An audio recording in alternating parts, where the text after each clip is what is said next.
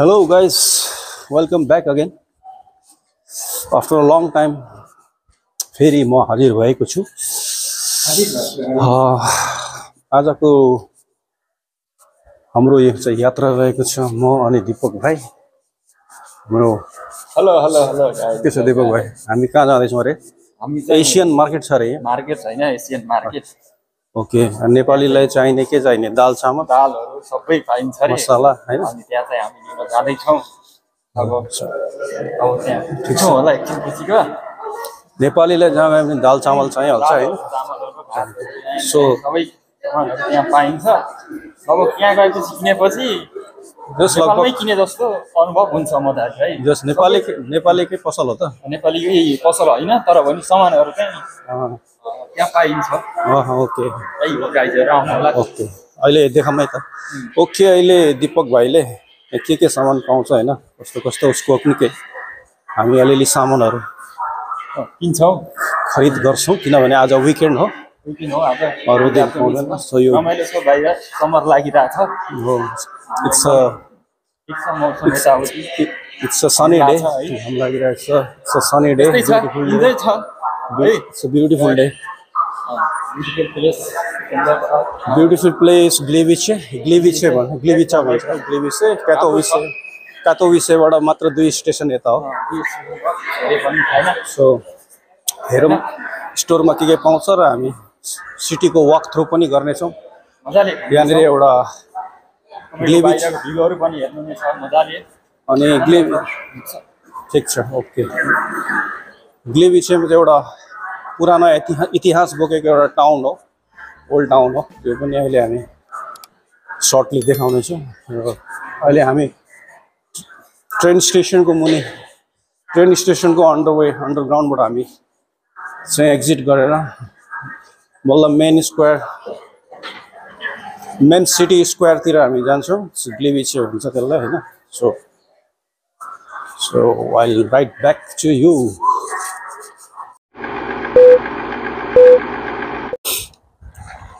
ल हामी चाहिँ यो ग्लिविचेको रेलवे स्टेसनबाट एक्जिट गरिसकेको छ। सो यहाँदेखि चाहिँ मेन स्क्वायरलाई, सेन्टर सिटी स्क्वायरले चाहिँ यहाँबाट सिधै लगभग कति 10 मिनटमा पुगिन्छ है। 10 मिनटको वकिङ डिस्टेन्समा छ त्यो मार्केट चाहिँ। अनि अब हेरौँ त्यहाँनिर के पाउँदो रहेछ सामानहरू। मसला नेपालीलाई चाहिने त्यही त, मर मसला, चामल, दाल चामल इत्यादि, हरियो खुर्सानी के छ पाउँछ हेरौँ गएर। So let's check it out.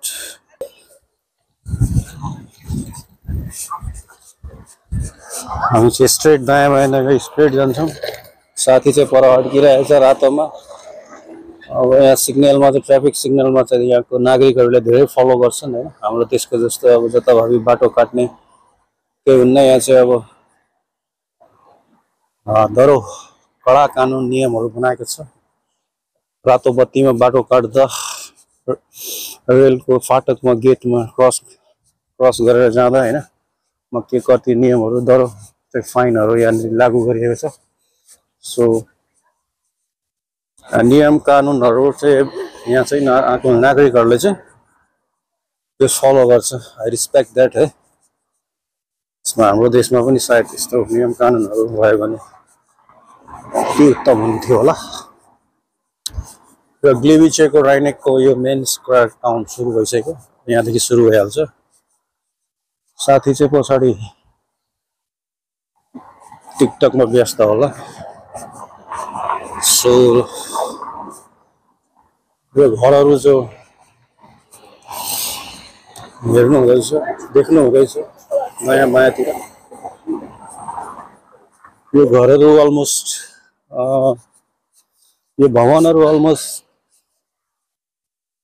यहाँ जोडिएरै खण्डको जस्तो जोडिएरै गाँसिएरै बनाएको छ, खडा गरिएको छ हैन। र यो घरहरू यो भवनहरू प्राय जस्तो चाहिँ यो ग्लिविचे यो राइनेकको चाहिँ लगभग विश्वयुद्धतिर दोस्रो विश्वयुद्धतिर लगभग यो चाहिँ सबै यो भवनहरूलाई चाहिँ ध्वस्त पारेको थियो र पछि यसलाई रिकन्स्ट्रक्ट गरेको हो। र दोस्रो विश्वयुद्धमा चाहिँ यहाँनिर साह्रै नै लगभग यो सानो ओल्ड टाउनलाई चाहिँ पूर्ण रूपले ध्वस्तै पारिएको छ भनिन्छ।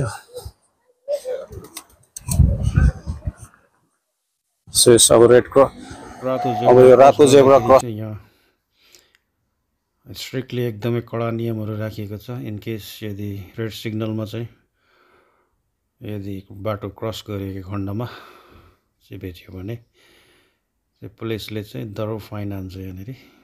सो हाम्रो देशतिरको जस्तै जताभावी बाटो काट्नहरू यहाँ पाइँदैन। रेड सिग्नलमा बाटो काट्दा कति फाइनहरू छ र रेलको फाटक क्रस गर्दाखेरि विभिन्न ठाउँमा चाहिँ फाइनहरू यहाँ तोकिएको छ। केस उल्लङ्घन त्यस्तो गरेमा पाइएमा चाहिँ नियमहरू तोडिएको खण्डमा चाहिँ यहाँनिर स्ट्रिक्टली यहाँनिर चाहिँ फाइनहरू तोकिएको छ। मेरो साथीहरू यहाँनिर जो दायाँ बायाँ मेरो यो स्ट्रिटको चाहिँ भ्यू हेर्नु हुँदैछ, म चाहिँ लगभग सबै घरहरू चाहिँ जोडिएर उठाइएको छ। यो लगभग दोस्रो विश्वयुद्धमा चाहिँ पुरै यो ओल्ड टाउनलाई चाहिँ सानो टाउनलाई चाहिँ पूर्ण रूपले ध्वस्त पारेको थियो। पछि यसलाई रिनोभेट गरेर चाहिँ फेरि पछि उठाइएको हो, पुनः रिनोभेट गरिएको। होइन त दिपक भाइ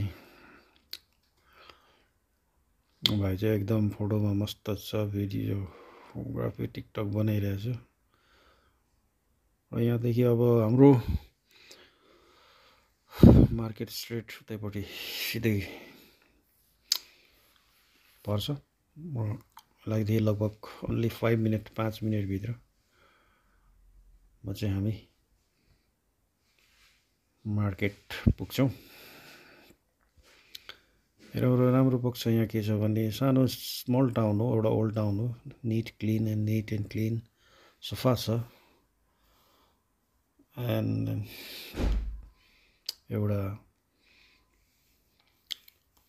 राम्रो एउटा एटमोस्फियर छ, शान्त वातावरण छ, प्लिजेन्ट वेदर, सनी डे, यहाँको माहौलहरू एकदमै शान्त वातावरण। अनि राम्रो पक्ष भने चाहिँ निट एन्ड क्लिनहरू सबैतिर यसको स्ट्रिटको दुवैतर्फतिर दायाँ बायाँ सबैतिर चाहिँ म सबै जस्तो प्राय ठाउँमा यहाँनिर चाहिँ स्ट्रिटको सबै कर्नरहरूतिर रेस्टुरेन्टहरू छ, होटेल्सहरू छ। So it's a good place to hang out with your families or friends.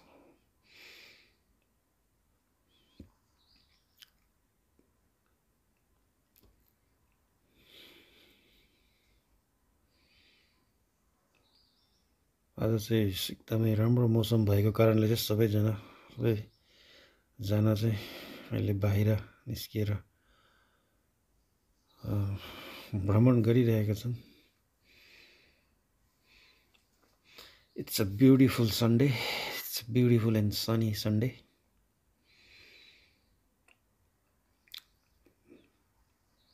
र कुनै पनि भन्छ नि, कुनै पनि देश बन्नु या अब डेभलप हुन व्यक्तिको नागरिकको पनि उति नै कर्तव्य र जिम्मेवारीहरू हुन्छ हैन। त्यसैले यहाँका नागरिकहरूले जस्तो सरकारले चाहिँ त्यो नर्म्सहरू स्ट्यान्डर्डहरू राखिदिएको छ, नियमहरू फलो गर्छन्। र त्यसकारण जताततै सुन्दर शान्त र सफा छ सहर, सानो सहर हो, तर it's must visit to place हो।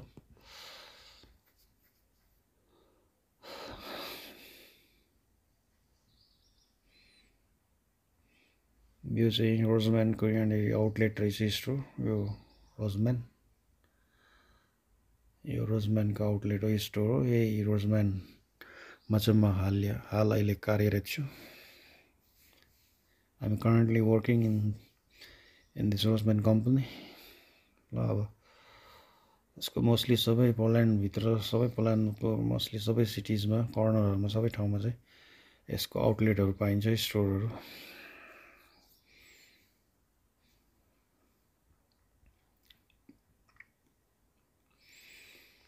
भन्दै अब हाम्रो यात्रा लगभग सकिएको छ अब यहाँदेखि अब मात्र 2 मिनेटमा हाम्रो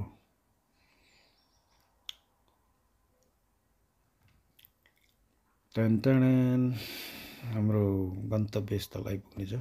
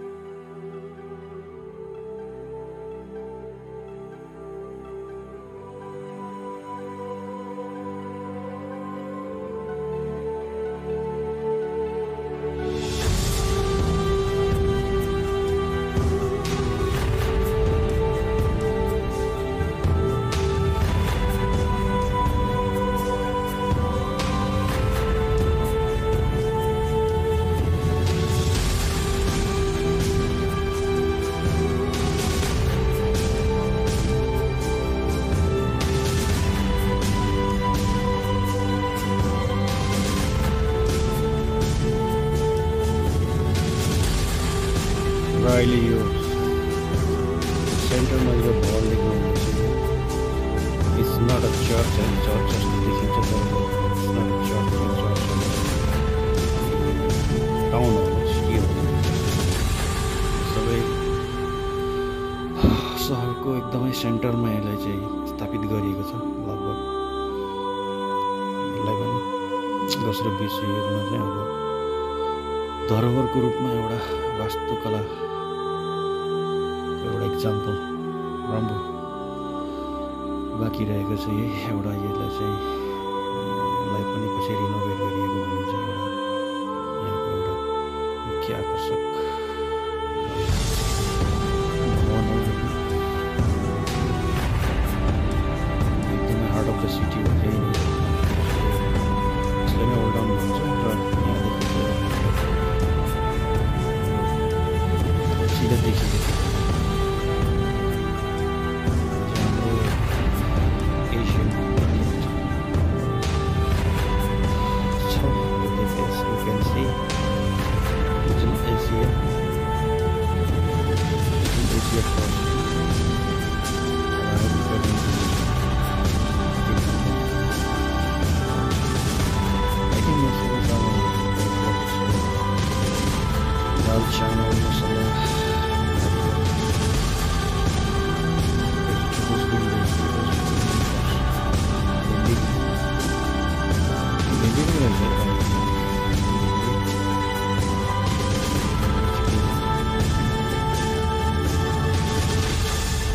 के भन्छ तिम्रो होइन यो चिप्लो भेन्डी हो यो पर्वललाई के भन्छ तिम्रोतिर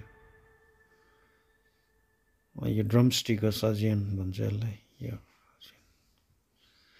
र यहाँनिर अरू सबै हरियो सागसब्जीहरू पनि छ यो हरियो यो के हो यो चाहिँ चिलाउने के भन्छ त्यसलाई कोक्याउने यहाँनिर त्यो घिउहरू यो चाहिँ देसी घी तोरीको तेल इत्यादि स्पाइसेसहरू तोरीको तेलहरू यहाँ मसलाहरू सबै मसलाहरू मरमसलाहरू सबै उपलब्ध छ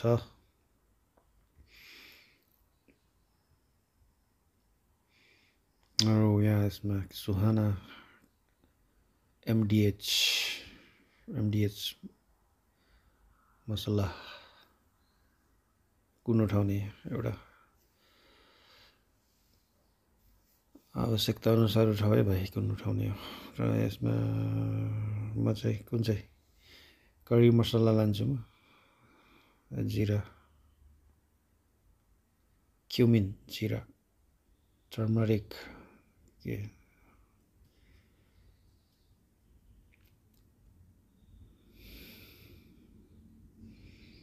क्युमिन पाउडर जीरा पाउडर उठाइयो एउटा अरू के छ लेट्स सी हरियो खुर्सानी यहाँ रहेछ म्याङ्गो आँप त धेरै महँगो छ यहाँनिर बेमौसमी आँप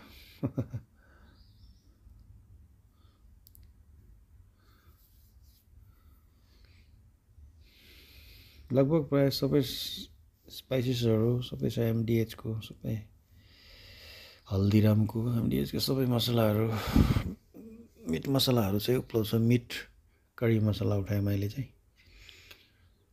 अरू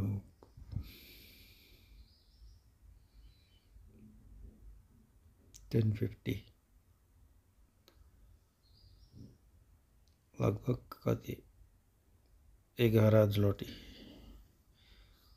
पर्दो रहेछ यसलाई चाहिँ यो उठाएँ मैले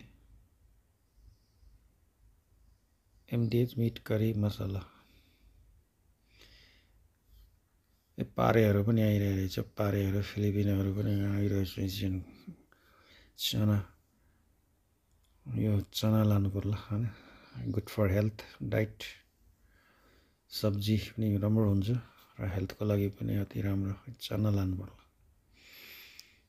कालो चना यहाँ चामलहरू यो जास्मिन सोना मन्जुली बासमती सबै 1 किलोदेखि 5 किलो भन्दा 20 किलोसम्म उपलब्ध छ।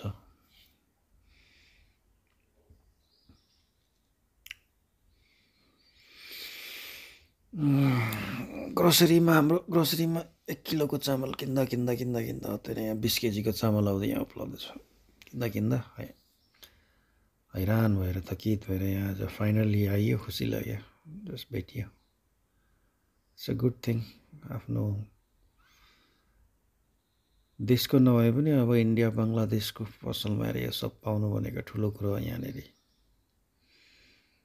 यो 20 किलोको चामल 10 किलोको बोराको चामल देख्यो भने यो खैरेहरू चक्क पर्छ। 1 किलो 100 ग्राम 200 ग्राम पोकाको चामल किन्नेहरू यो खैरेहरूको जात। यहाँ 5 किलो 10 किलो 20 किलोको चामलको बोरा हेर्दाखेरि चक्क पर्छ। यहाँ हलाल मिटहरू पनि छ गाइस। हलाल मिट नरियल है, नरियल एकदमै महँगो छ यो नरियल चाहिँ। यहाँनिर मिटहरू एकदम हलाल मिट फिस सबै एभ्रिथिङ फ्रोजन सबै छ, बट सबै फ्रोजन हो। दिपक भाइले के लाने हेर्दैछ, चिउरा उठाउने खोज्दैछ। ल गाइस सपिङ पनि भयो, हाम्रो किनमेल पनि भयो। अब हामी चाहिँ आफ्नो अब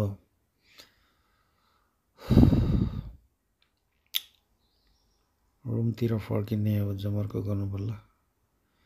ओल्ड टाउनको हल्का एक वाक थ्रु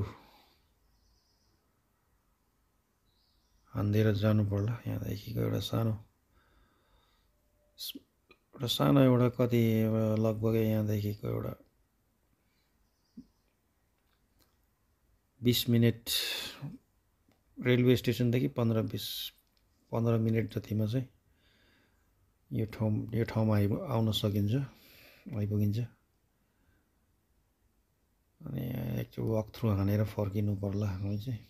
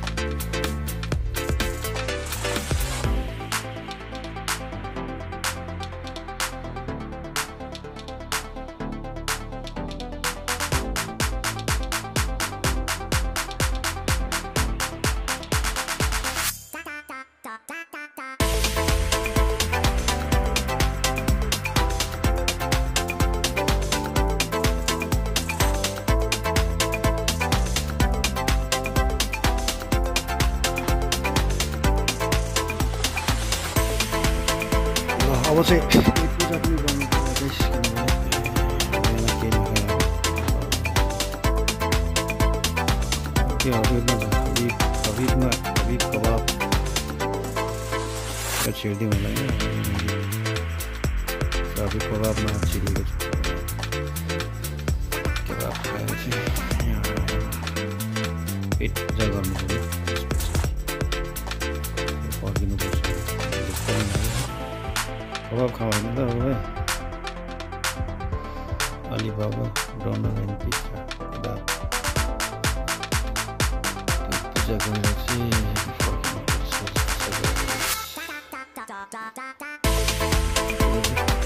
हामीले चाहिँ खानासँग मस्त छ सोकेर हामी हाम्रो चाहिँ फर्किने बेला भयो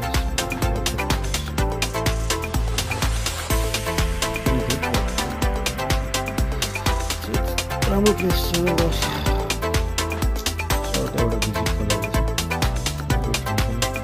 ह्याङआउटको लागि चाहिँ बार